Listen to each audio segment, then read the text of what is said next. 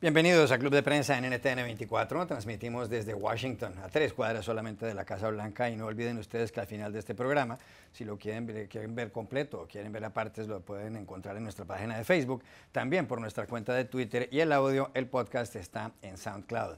Les doy la bienvenida a los invitados hoy a Club de Prensa. En primer lugar, la corresponsal del diario El País de Madrid, Amanda Mars. Bienvenida a esta mesa, Amanda. Mucho gusto, gracias.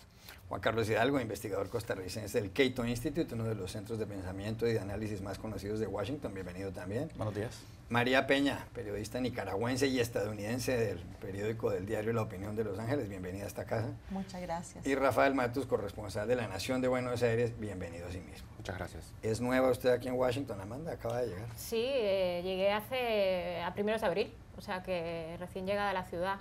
No al país, pero sí y la venía ciudad. de Nueva York y de Madrid, ¿o? Exacto, esa es la ruta. El diario El País de Madrid. Primer asunto, y nos lo preguntaban desde el Centro Internacional de Noticias de NTN 24, tiene que ver con la noticia deportiva, que es la noticia del momento en el mundo. Y es la presentación, hace algunos minutos en la capital francesa, en París, de Neymar, el delantero brasileño que era del Barcelona y ha sido adquirido por el Paris Saint-Germain. Compareció ante los medios de comunicación al lado de Nasser Al-Khelaifi, que es el presidente del equipo francés en el Parque de los Príncipes. Y hay, por supuesto, alguna controversia con respecto a la compra de Neymar, porque ha costado 222 millones de euros. Nunca había habido una transferencia tan costosa como esta en la historia del fútbol. Tendrá un salario anual de 30 millones de euros, algo así como, no sé, unos 3 millones de dólares mensuales, que no es poco. Pero han aparecido algunas cifras en medios de comunicación españoles, por ejemplo.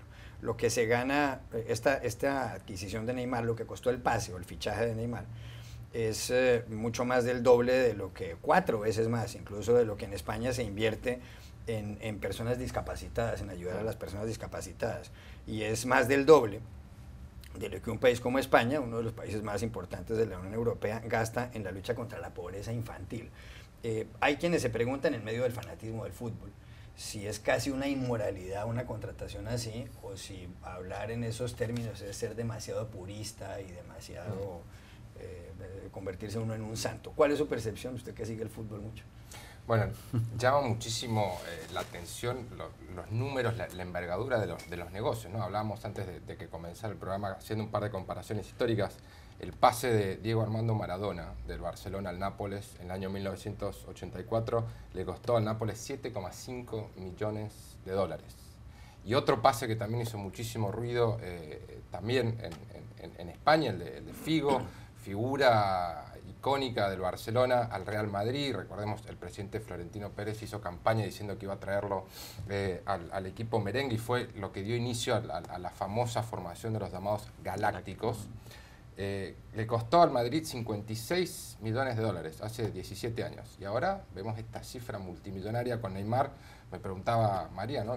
¿Y ahora, después de esto, qué? ¿No?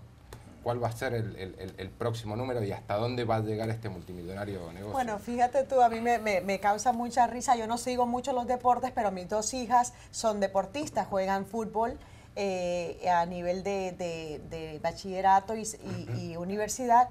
Y digo, bueno, con esas cifras yo en mi próxima vida quiero ser futbolista. Claro, claro, ¿no? Que sí. Esta contratación de Figo además desató las iras de los hinchas del Barcelona, porque que Figo se hubiera ido, el delantero portugués del Barça al Madrid, que es el archienemigo. Incluso en algún momento cuando volvió Figo a jugar contra el Barcelona en el Camp Nou, le tiraron una cabeza de marrano, una cabeza de cerdo, cerca al sitio donde él iba a patear un córner, donde iba a cobrar un tiro de esquina.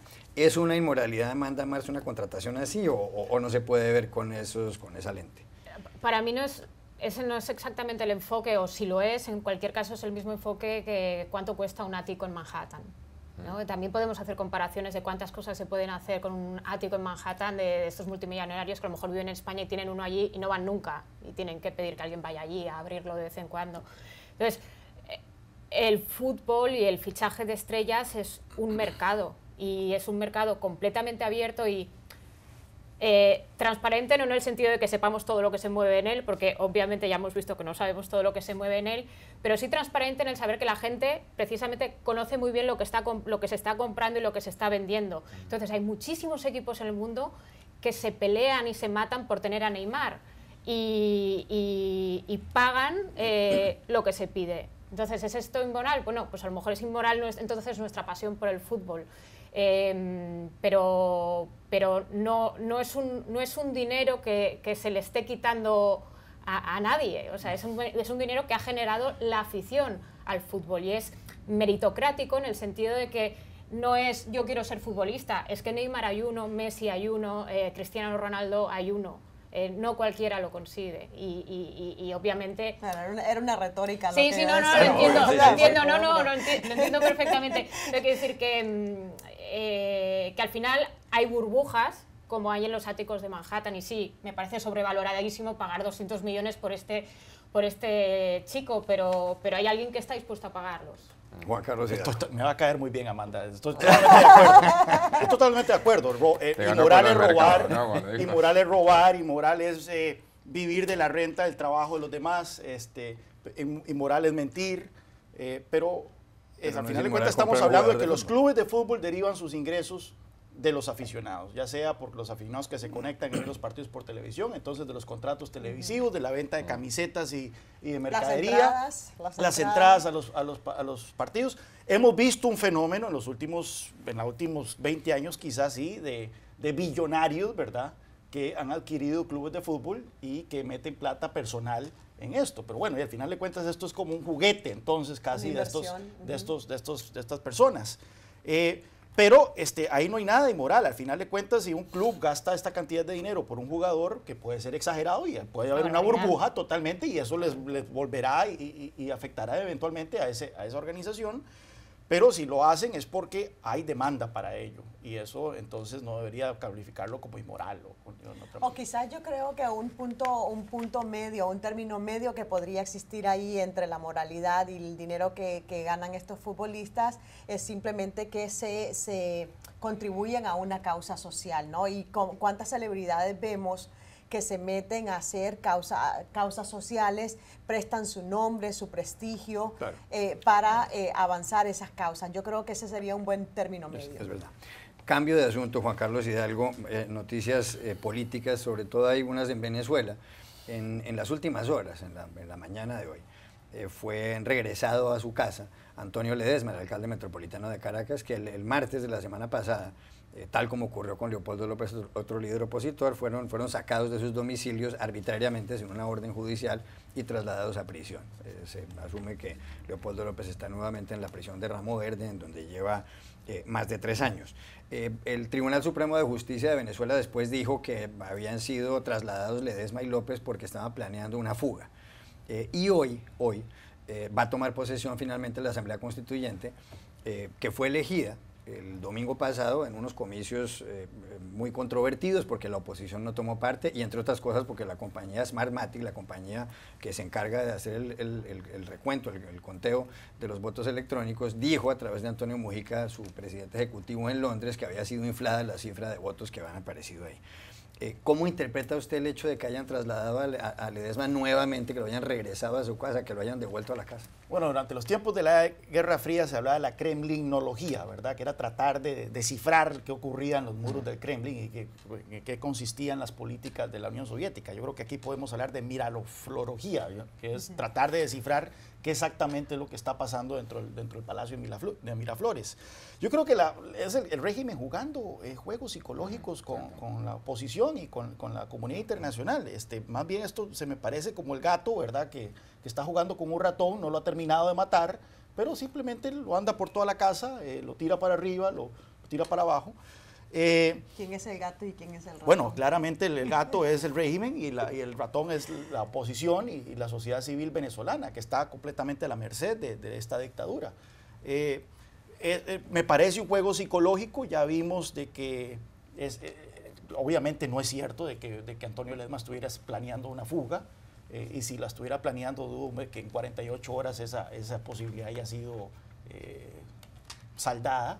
Así que nuevamente, es un régimen que está jugando juegos psicológicos justo en momentos en que la oposición otra vez se está quebrando. Y esa es la tragedia que de Venezuela. Esta semana, Henry Ramos Alup el expresidente de la Asamblea Nacional, secretario general de Alianza Democrática, anunció que su partido va a participar en las elecciones gubernatoriales, regionales, o sea, para las gobernaciones, de final de año, en diciembre, a pesar de que ya se demostró el fraude que es el Consejo Nacional Electoral. Es más, hasta el mismo Diosdado Cabello salió en un tuit a burlarse de Henry Ramos diciendo, bueno, pero no es que el Consejo Nacional Electoral es corrupto y es fraudulento, y cómo van a participar entonces en unas elecciones bajo la tutela de ese mismo CNE.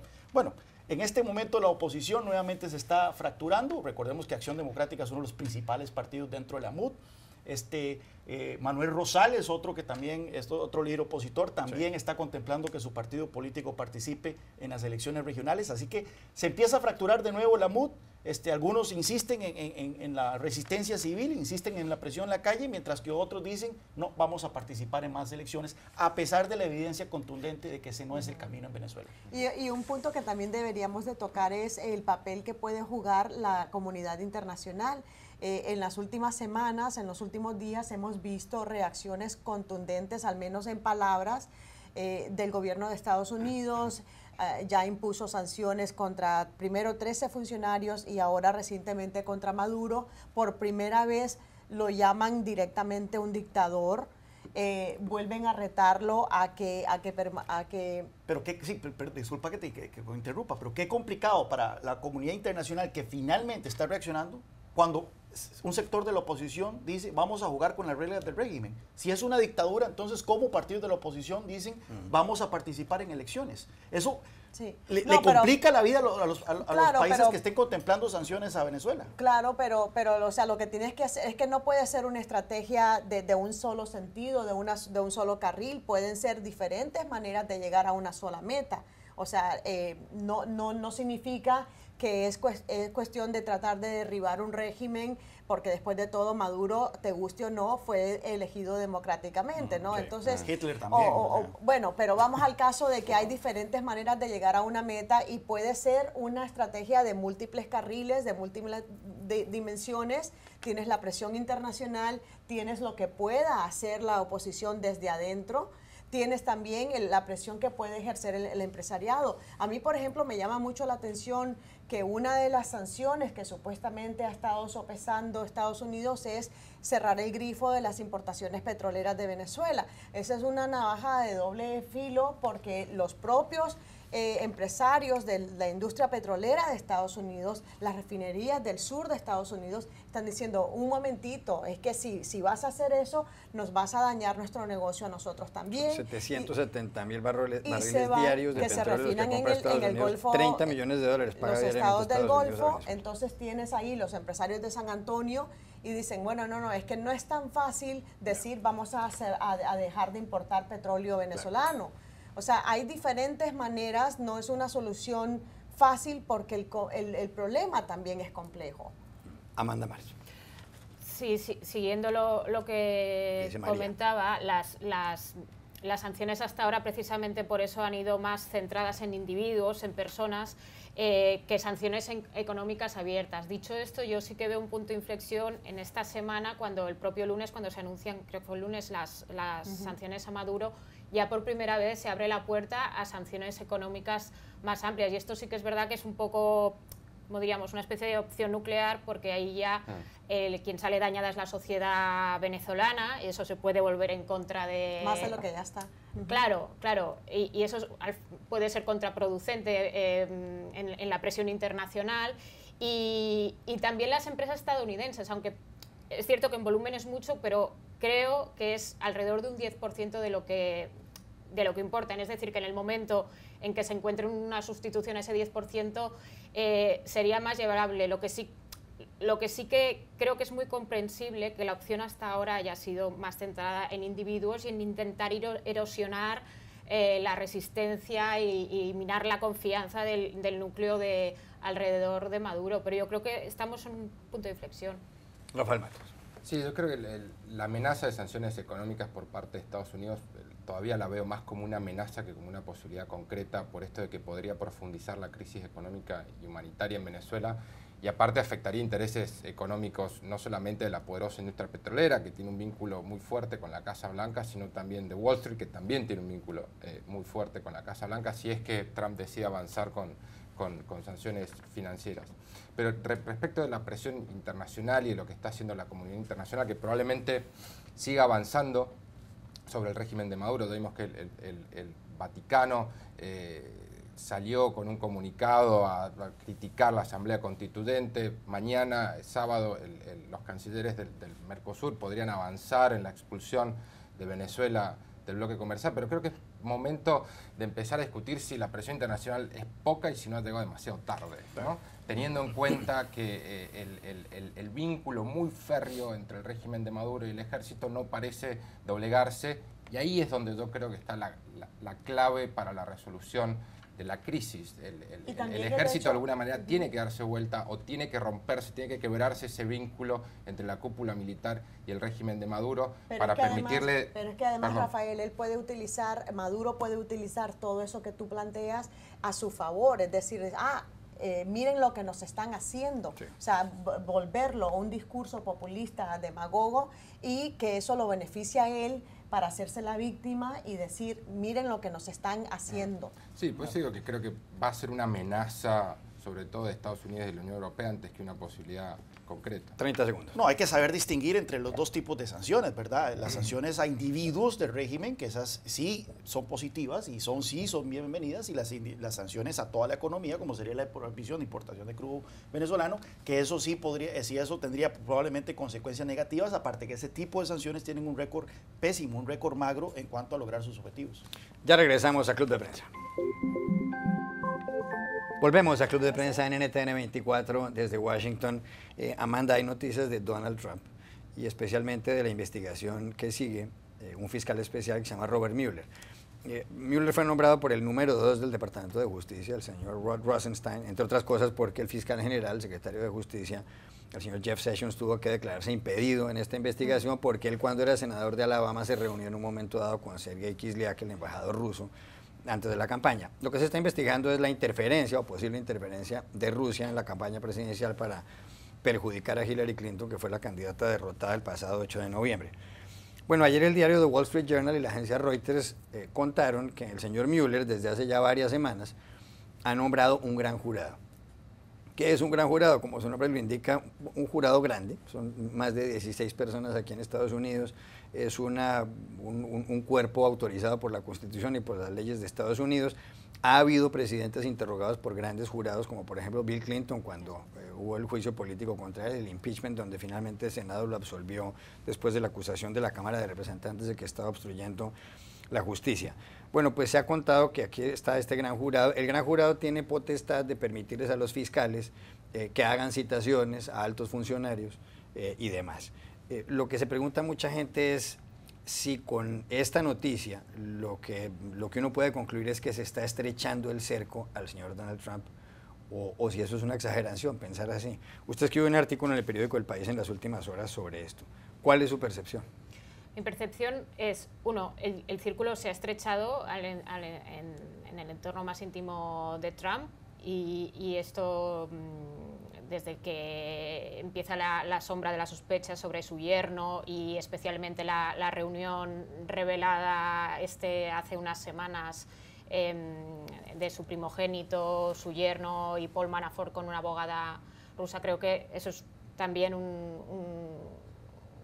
es el mayor símbolo de cómo está ya la investigación en la puerta de la Casa Blanca. Y en cuanto a la medida por la que ha optado el fiscal general, lo que implica es, uno, que la investigación va para largo y que vamos a ver desfilar a mucha gente testificando bajo juramento. Me parece aventurado inferir de ahí que va a haber cargos y va a haber responsabilidades, pero desde luego lo que sí que nos permite concluir es que la investigación va a ser amplia y va a ser larga, y el fiscal ha visto material suficiente como para pedir documentos y pedir declaración de testigos ya bajo juramento. A ver, recordemos también que la función del jurado de investigación es precisamente un proceso preliminar donde vas recabando toda la información que puedas obtener para después determinar si se presentan cargos criminales. Si se presentan cargos criminales, ahí la cosa se pone más seria para Trump. Y recordemos que también esto ocurre en un contexto. El hecho de que él jamás ha permitido divulgar sus declaraciones de impuestos, lo que levanta más la sospecha, la percepción de que tiene algo que ocultar. Y muchos especulan que una de las cosas que podría estar escondiendo es algún vínculo con Rusia, porque él ha tenido también un historial de fracasos en su vida empresarial también. Y habría que ver qué es lo que hay ahí, ¿no? Si Rusia tuvo algo que ver con el rescate de sus negocios o no. O sea, hay muchas preguntas ahí en el aire.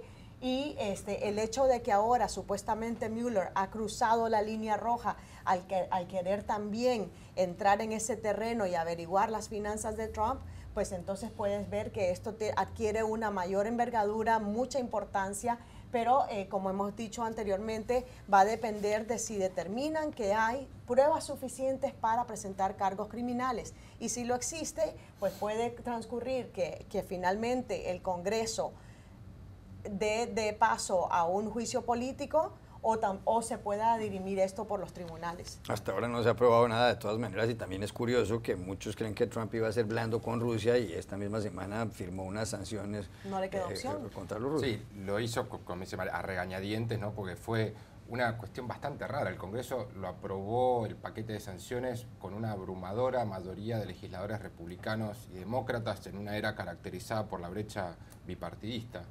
Sí creo que definitivamente el escándalo... Y a prueba de veto, además. Y a prueba de veto, exacto. Definitivamente la investigación de Mueller ingresa en una nueva etapa, eso quedó clarísimo.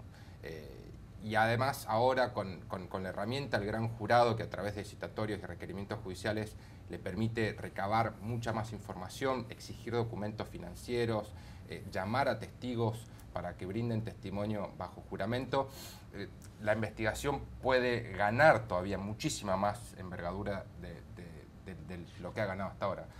Quiero recordar también que este no es el primer gran jurado involucrado en la investigación del Rusia, que ya había un gran jurado que quedó bajo el control de Mueller por la investigación que pesa sobre el primer jefe del Consejo de Seguridad Nacional de Donald Trump, Michael Flynn, uno de los funcionarios que mantuvo contactos con el embajador ruso. Mueller también tiene varias avenidas de investigación por lo que se ha divulgado en la prensa estadounidense. Por un lado está la denuncia, o la sospecha, más que denuncia, de que hubo un pacto entre el Kremlin y la campaña de Trump. La Casa Blanca se ha cansado de decir que esto es una farsa. Donald Trump ayer en un acto en West Virginia dijo que era una fabricación. Después está la otra avenida, que es la de la obstrucción de la justicia, que eso es quizá la que le puede dar más dolores de cabeza, ¿no?, a la Casa Blanca. Claro. Y la última, que es la de los supuestos vínculos financieros con Rusia, sobre la cual se ha hablado mucho, pero no hay ninguna evidencia concreta aún. Aquí no se ha probado nada hasta ahora, hay muchísimas sospechas con respecto a lo del señor Trump y muchos indicios. También es verdad, hay que decirlo, que cualquier candidato a cualquier oficina pública, si recibe una llamada de quien sea diciendo que tiene información en contra de su contrincante, la recibe. Uno no puede ser tan ingenuo de pensar, desde luego en este caso se trata de una potencia extranjera, pero en las campañas, el objetivo principal de las campañas, según dicen todos los manuales políticos, es ganar, y ahí los políticos, la mayor parte, hacen lo que sea. Sí, yo creo que esto, lo del gran jurado, es un paso natural en esta investigación. Era previsible, es muy difícil que una investigación con tanta expectativa y tanta presión política que existe alrededor de esto no diera este paso para instalar un gran jurado y pedir entonces testimonios, citaciones, etcétera. Ahora bien, que alguien le explique tal vez esto al presidente.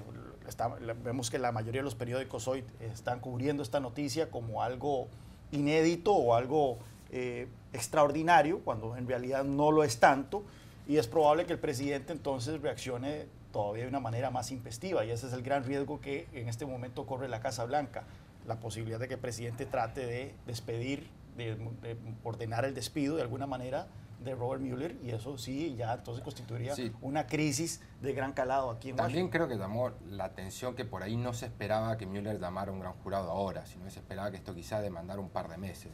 Ayer hubo expertos legales que salieron a decir que esto también marcaba que la velocidad a la cual estaba avanzando Mueller era quizá un poquito más alta o elevada de lo que se preveía. Pero es que además recordemos que la otra parte, la otra pieza de este rompecabezas es el efecto de Sessions, por ejemplo. Toda la especulación que ha habido, también generada por el propio presidente Trump, hablando mal en público de Sessions, de la gestión de Sessions, de por qué se recusó de las investigaciones. Y el rumor de que en cualquier momento se lo va a volar, se lo va a echar de encima para poner en su puesto a alguien que pueda despedir a Mueller. O sea, eso, mira, nosotros hemos estado cubriendo esto también, aunque no es un tema hispano, pero es un tema sobre el proceso político en Estados Unidos. Y los expertos me han dicho que todavía no estamos en una crisis constitucional, pero estamos muy peligrosamente cerca de una crisis constitucional, porque si él se atreve a despedir a Sessions, pues entonces eso agrava más. Porque recordemos una cosa, el problema acá, tú decías anteriormente que todo se vale en la política, sí y no. En el caso del hijo de Trump, Jr., el problema fue que aceptaron esta reunión a sabiendas, según cómo se desenvolvió esto. Él aceptó la reunión creyendo que esta abogada tenía vínculos con Moscú, creyendo que le iban a entregar basura de Clinton para usarla a su favor. Y al final no importa que la mujer no haya tenido vínculos, no importa que no le hayan dado información. El hecho es que él aceptó llegar a esa reunión en la Torre Trump con esas creencias.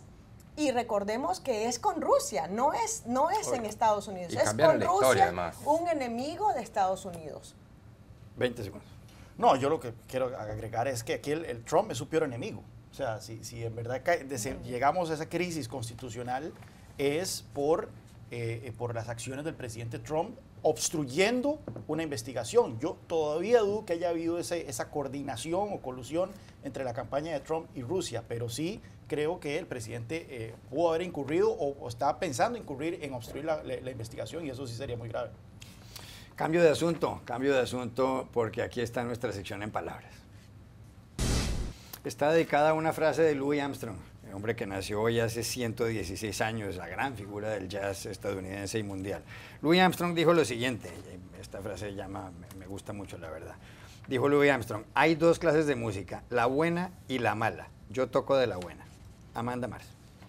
Pues diría que hay dos Louis Armstrong, el que hacía esta música buena y el que además hacía frases redondas.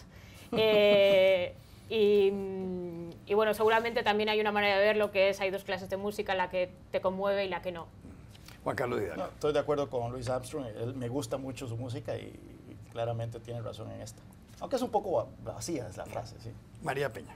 Yo creo que sí, que estoy de acuerdo, y yo creo que, por ejemplo, hablando hay de todo para todos los gustos, ¿no? Pero, por ejemplo, me gustaría saber su opinión sobre el reggaetón y todos estos disqueartistas que, bueno, imagínate tú la lírica de esas canciones, yo creo que sí. María quiere saber qué opinaría Louis Armstrong de Despacito. No. Yo creo que por ahí lo aprobaría. De pronto le gustaba. Muy de acuerdo La con mejor frase es la de Duke Ellington sobre Louis Armstrong, que dijo: Louis Armstrong nació pobre y murió millonario, y nunca le hizo daño a nadie en el camino. Ya regresamos a Club de Prensa. Volvemos a Club de Prensa en NTN 24 desde Washington. Juan Carlos, hay novedades en la política ecuatoriana, novedades importantes además. El pasado 24 de mayo tomó posesión del cargo de la presidencia Lenín Moreno, que había sido vicepresidente. Es además un dirigente político curioso, entre otras cosas, porque es el único que está en silla de ruedas, es un hombre que tiene una discapacidad. El vicepresidente de Lenín Moreno es Jorge Glass. Ambos vienen de Alianza País, el partido político de Rafael Correa, quien dejó el poder recientemente y que ahora vive en Bélgica, porque su esposa tiene nacionalidad belga. Bueno, pues en las últimas horas, ayer el señor Lenín Moreno, el presidente, despojó de todas las funciones a Jorge Glass, su vicepresidente. Le quitó las competencias que tenía en el Consejo Sectorial de la Producción, en el Consejo Consultivo y en muchas más cosas. Todo ello porque no se la lleva bien. Además, recientemente un excontralor, Carlos Polit, dijo que en este escándalo de Odebrecht había versiones según las cuales Jorge Glass, a partir o a través de un intermediario, pedía dineros de unas comisiones. También en las últimas semanas Rafael Correa ha criticado a Lenín Moreno extrañamente, ha dicho que algunos operativos de la Fiscalía General de Ecuador, operativos que se han puesto en marcha, pues no son cosas nuevas, sino que vienen incluso del gobierno anterior, como quitándole un poco de méritos a lo de Lenín Moreno. Lo cierto del caso es que, tal como dice en BBC Mundo, esto es como una especie de capítulo de Juego de Tronos. El señor Lenín Moreno despoja de funciones al vicepresidente, y Jorge Glass dice que si le quitan todas las funciones, él seguirá al lado del pueblo ecuatoriano, trabajando por los ecuatorianos. ¿Qué lectura le da usted a esto que está pasando, usted que estuvo en Ecuador recientemente? Sí, mi colega Gabriela Calderón, que es ecuatoriana y es columnista en El Universo de Guayaquil, publica hoy una columna en donde trata esto más que una aburrida transición de poder, como una lucha entre gángsters. En este caso es, por un lado, Lenín Moreno, el presidente actual, versus el expresidente y su vicepresidente, Rafael Correa y Jorge Glass. Claramente, por un lado tenemos a un Rafael Correa que es un megalómano y que esperaba que Lenín Moreno fuera su títere. Eso fue la percepción generalizada de los ecuatorianos alrededor de esta elección. Vi una encuesta yo en donde la palabra con la que se identificaba a Lenín Moreno, la palabra que más identificaba era títere. Entonces, la pregunta era, ¿iba a ser un títere o no? Rápidamente vemos de que Lenín Moreno empieza a ejercer su autoridad como presidente y empieza a desligarse de Rafael Correa. Ahora bien, para Rafael Correa, que es un megalómano, esto es inaceptable. Y entonces ha empezado desde Bélgica a atacar al nuevo presidente con tweets por señalarlo cosas obvias, como por ejemplo de que la economía es un desastre. Ecuador se contrajo un 4% según el Fondo Monetario Internacional el año pasado, el desempleo ha aumentado de una manera escandalosa, hay un déficit fiscal enorme. Y esto le toca al nuevo presidente, primero que todo, para corregirlo tiene que admitirlo, y eso para Correa es pecado capital. Y, por supuesto, los temas de corrupción, en donde su vicepresidente está muy implicado. La pregunta ahora es qué va a pasar con Alianza País. Alianza País sigue siendo el principal partido en la Asamblea Nacional. Responde a Rafael Correa, y entonces la pregunta es aquí si el presidente Lenín Moreno va a romper definitivamente con el partido que le dio al poder y empezar a gobernar con la oposición, o si va a haber una fractura dentro de Alianza País y se va a armar una nueva facción más leal al actual presidente. La pregunta también sobre el ambiente es ¿qué va a pasar con Rafael Correa? Él puede volver al poder eventualmente en las próximas elecciones. Se volverá entonces en un líder de la oposición desde el oficialismo y de una vez anunciar de que volverá al poder. En fin, no hay tal cosa como política aburrida en Ecuador. María Peña, 30 segundos. No, yo pienso que en uno de los escenarios que mencionaste, yo creo que es más probable que se fracture más, que se fragmente más el partido, lo cual también puede augurar su muerte, ¿no? O sea, desestabilizar más el país. Rafael Matos. Bueno, a mí me gustaría aportar una mirada un poco más regional, porque es otro dolor de cabeza para los movimientos de izquierda y de centro izquierda, ¿no? Recordemos que hace tan solo unos años estamos con Rafael Correa firme en Ecuador, Cristina Kirchner en Argentina, Evo Morales, ¿no? Y el chavismo que ahora está Rousseff liderando esta transición hacia una dictadura, hacia una crisis humanitaria en Venezuela, y marca un poco el giro político que está viviendo América Latina, ¿no? Con movimientos de izquierda que tienen muchísimos problemas para sostenerse con políticas coherentes y con movimientos políticos sustentables. Y poder gobernar, ¿no? Sí, sí. Cambio de asunto y quiero preguntarle a Amanda Mars por una encuesta que ha aparecido hoy en la prensa española, hecha por el CIS, el Centro de Investigaciones Sociológicas, y está en el periódico El País y en otros diarios españoles. En España hay elecciones, lo que llaman allá elecciones generales, dentro de 3 años, falta bastante.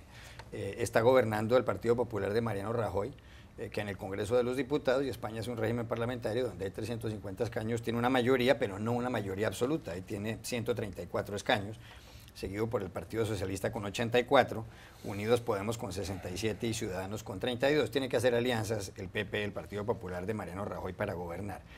Lo que llama la atención es que el pasado mes de mayo en el Partido Socialista hubo unas elecciones para escoger al secretario general, al jefe, y ganó Pedro Sánchez, que además había sido desvinculado del mismo cargo algún tiempo antes.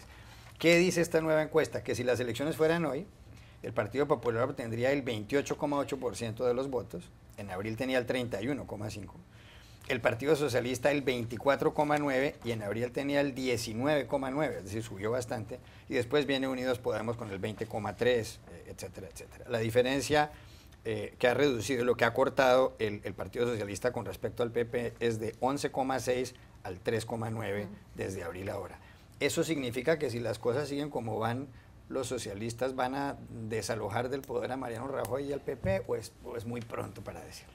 Hombre, si la tendencia siguiera así, sería así. El problema es que con la foto actual, en realidad, tampoco sería cerrar un pacto de gobierno, y eso es lo que ocurrió en las anteriores elecciones.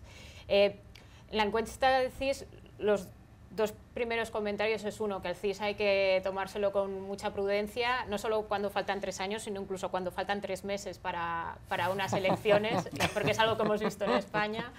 O sea, no acierta nunca. Okay. No, hombre, pero a veces ha habido sorpresas. Pero desde luego es innegable el efecto Sánchez en esta subida. Confirma una tendencia, pero ha sido realmente muy brusco. Hay también una parte de desgaste de Podemos, que tiene su parte de explicación en este CIS, aunque de la misma manera que en las últimas elecciones que el PSOE con Pedro Sánchez obtuvo los peores resultados, tampoco todo era efecto Pedro Sánchez, porque el declive del partido en las urnas había empezado antes, ¿no? Y sí, lo único es que lo que sigue viendo ahí es que si Podemos y Ciudadanos se vetan entre sí, igualmente sería muy difícil formar un gobierno alternativo. Rafael Matos. Bueno, sí, creo que, como bien decía Amanda, ¿no? Esto de las encuestas hay que tomarlas siempre con pinzas, sobre todo cuando falta tantísimo tiempo para una elección, pero sí creo que esto marca de alguna manera el retorno del socialismo, que me parece, después de andar por el desierto lidiando con sus propias internas y demás, de alguna manera vuelve a terminar de rearmar el mapa político español tras la durísima crisis que también ha comenzado a ceder finalmente, ¿no? Los últimos datos que han salido de la economía de España marcan finalmente un giro que parece ser lo suficientemente sólido como para augurar buenos años y un contexto político un poquito más calmo, quizá, que el que caracterizó la última década. Y tomando el ejemplo de lo que ocurrió acá con Trump el año pasado, muchos expertos decían, bueno, las encuestas que verdaderamente cuentan son las del día de las elecciones. ¿Qué dicen los votantes con sus votos, ¿no? Sí, ahí hay que tomar en cuenta que esto está subiendo el Partido Socialista, pero desde un punto históricamente bajo. O sea, llegó al 19% en la intención de voto. Así que hay que ver si sigue subiendo. Y lo segundo es, llama la atención de que los partidos de izquierda ya tienen una mayoría sobre los partidos de derecha. Pero aquí sabemos que Podemos, Unidos Podemos y los socialistas no se pueden ver a la cara, o sea, se ven mutuamente como amenazas existenciales. Entonces la posibilidad, por el momento, creo yo, de un gobierno de coalición entre todos es muy baja. Último tema de este segmento para un comentario breve de cada uno de ustedes. En el estado de Hawái, aquí en Estados Unidos, acaban de aprobar una norma que se llama la ley del caminante distraído, que la mayor parte hay muchos accidentes que se producen porque la gente está con estos aparatos en la calle. Casi todo el mundo se ha estrellado contra un poste de la electricidad en alguna calle o ha metido la pata en una tapa de una alcantarilla por estar leyendo y viendo estos o hablando por estos teléfonos, pero especialmente leyendo y mandando mensajes por WhatsApp. Según esta norma, que entrará en vigor en octubre, inicialmente habrá multas de $15 para quien utilice un teléfono de estos en la calle, después de 35 y podrán llegar hasta $99. ¿Servirá esa ley? Habrá que ver, pero es bueno, creo que se dame la atención sobre una tendencia que a mí realmente me alarma, ¿no? Cuando uno va caminando por la calle, yo por lo menos veo cada vez más gente que está con la cabeza hundida en el teléfono celular mientras camina. Incluso a veces hago la prueba, ¿no? Para ver qué sucede, caminar de frente de una persona, a ver cuándo reacciona. Las personas casi siempre suelen reaccionar, ¿no? Cuando ven a alguien que viene caminando delante del teléfono así, se corren a último momento. Pero sí creo que tenemos un problema muy serio, doctor, también su parte del problema. Me reconozco que a veces voy por la calle mandando mensajes de texto con mi teléfono. Creo que tenemos un problema realmente muy serio de adicción a nuestros teléfonos. Juan Carlos me parece que no va a estar muy de acuerdo con la música. ¿No está muy de acuerdo? No, yo estoy en contra del estado de niñera, primero que todo. Pero segundo, sí, es un tema preocupante. Yo varias veces me he encontrado esperando un semáforo con el teléfono y no es que veo la señal del semáforo, sino de la gente alrededor. Si yo veo que la gente alrededor está cruzando, me tiro sin haber visto si cambió la señal o no. Y más de una vez me he encontrado con un carro casi encima mío, ¿verdad? María Peña. Yo lo que veo muy difícil es cómo vas a hacer cumplir eso. O sea, ¿a cuántos agentes vas a tener que desplegar a las calles para que anden ahí vigilando quién saca el teléfono o no? Yo creo que hay un mayor problema que es el del conductor distraído. ¿Cuántas veces hemos visto? Yo he visto hombres afeitándose, mujeres poniéndose maquillaje. He visto motociclistas. Sí, entonces yo creo, o incluso en Estados Unidos por lo menos el conducir a exceso de velocidad y bueno, todos los accidentes viales que hay en eso. Yo creo que va a ser muy difícil poner en marcha esa ley. Amanda Marzo. O sea, desde luego concienciación hace falta porque el problema es evidente. Ahora, como para poner multas a gente que va por la acera hablando o usando el teléfono, no sé. Yo de momento creo que pondría las posibles multas cuando el peatón entra en contacto con el coche, es decir, en semáforos, a la hora de cruzar la calle, etcétera. Creo que no estaría mal abrir la posibilidad de multas en ese contexto. Ya regresamos a Club de Prensa. Volvemos a Club de Prensa en NTN 24 desde Washington. Amanda Mars, ¿para quién fue esta semana una semana fatal, una semana nefasta? La semana fatal por excelencia ha sido para el presidente de Venezuela, Nicolás Maduro. Bueno, la situación de su país ha empeorado gravemente, cada vez crece más la presión internacional contra él y ha recibido las sanciones de Estados Unidos y objetivamente ha tenido una semana muy mala.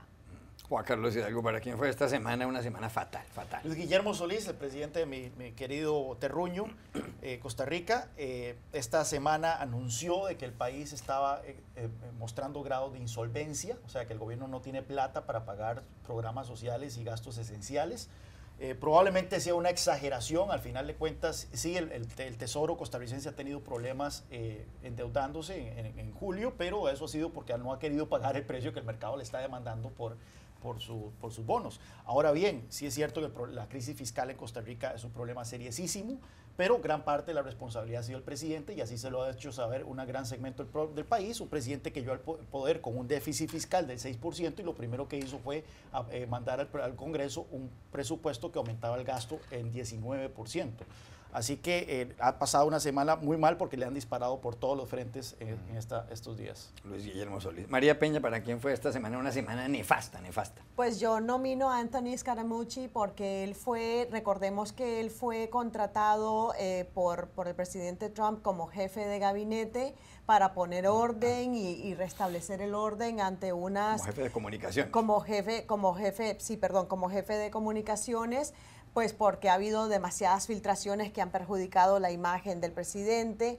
Entonces resulta que lo contratan como jefe de comunicaciones y el tipo se desata como una rueda suelte, dice cosas inaceptables para una persona en su cargo.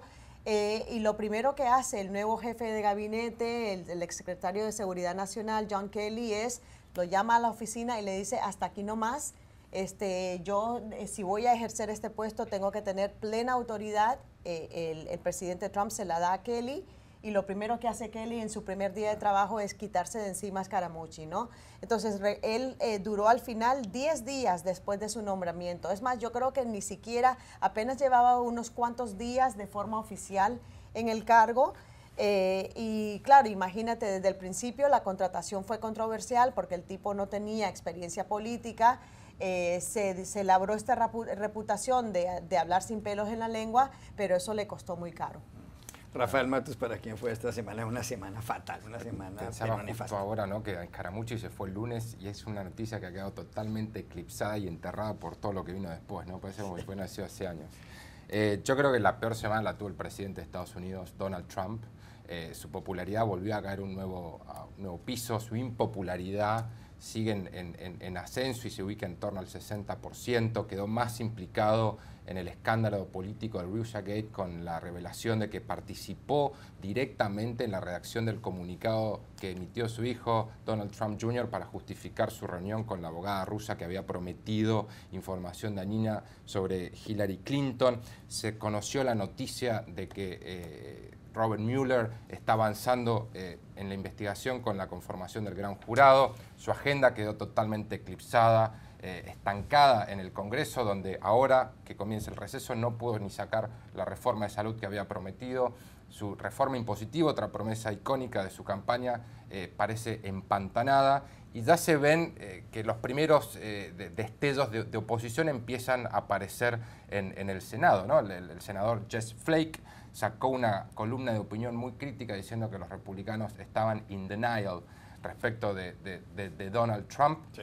Y ahora sale de vacaciones y va a terminar acumulando para fines de agosto 53 días sin trabajo, según el periódico The Washington Post, casi el triple de los días que se había tomado Barack Obama para esta misma altura del año en 2009. Es un presidente impopular, acorralado por los escándalos políticos, que además no parece muy afecto a trabajar para tratar de encarrilar su gobierno. Barack Obama, que cumple hoy además 56 años, este 4 de agosto, y el señor Donald Trump, que en un libro que publicó en el año 2004 dijo que, o 2014 dijo que él nunca tomaba vacaciones, que eso no se hacía, pero hoy va a salir por 17 días a descansar a su club de golf. Y se cansó de criticar a Obama cada vez que Obama iba a jugar 21 de 26 fines de semana fuera de la Casa Blanca descansando. Gracias, Rafael Matus, por haber estado en este programa, María Peña, Juan Carlos Hidalgo y Amanda Mars, y a ustedes los espero el lunes nuevamente en Club de Prensa. 14 días para ir a jugar golf.